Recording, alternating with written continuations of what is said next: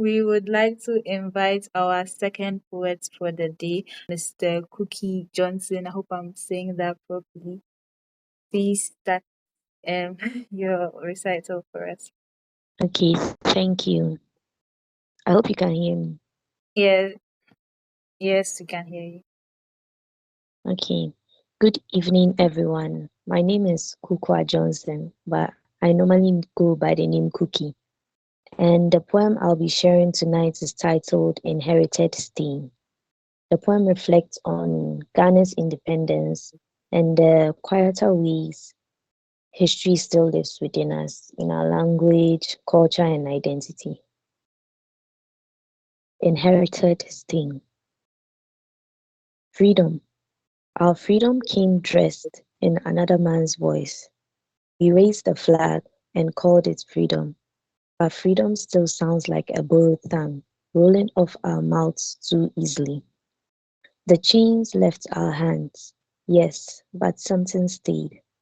Somewhere in our blood, in the way we pray, in the way we speak, in the way our plates remember recipes that were never ours. Somewhere, somehow, foreign prints settled into us, not on our skin, but deeper, in blood that does not forget. We are free, but stitched with borrowed thread. Independence came, but it did not come empty. And then there is the girl, the Ghanaian girl, standing in a mirror that reflects features she doesn't fully recognize. She can speak now, louder than before. She can choose to love, to live, to become. Things once kept away now sit in her open hands. And yes, some of what came was not all shadow. Yet still, she learns her beauty in fragments, pieces handed to her by voices that are not her grandmother's. Her hair, once a crown, a language of its own, now questions itself in silence. Each strand pulled, pressed, hidden, as if history, culture, must be tamed, changed to be accepted. And somewhere in that mirror, the quietest question lingers. Freedom, but for whom? We walk forward, call it progress, growth, influence, interruption, because the truth is, we are not untouched. Ghana is not untouched. What was taken and what was given sit side by side in us, arguing quietly. And whether we like it or not, the stain remains. Not always a wound, but never invisible. Yet still, we rise. We take what was left, what was false, what was learned, and we bend it. We reshape it and we rename it. We make tradition breathe again in a world that keeps moving. Because we are more than what Mark does. We are what we choose to carry forward. And even with the colonizer's blood, it's staying in our DNA. Even with history in our blood, we do not stand still.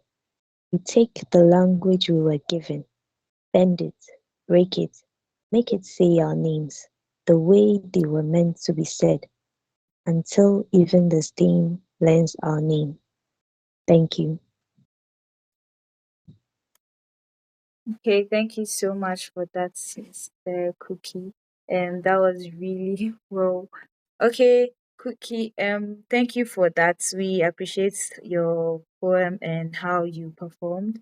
Before we move on, I'd like to ask what you envisioned, what image came in your mind when you saw the theme that made you write this particular poem. Okay, thank you. The poem actually began with a question for me. The question, freedom, but for whom?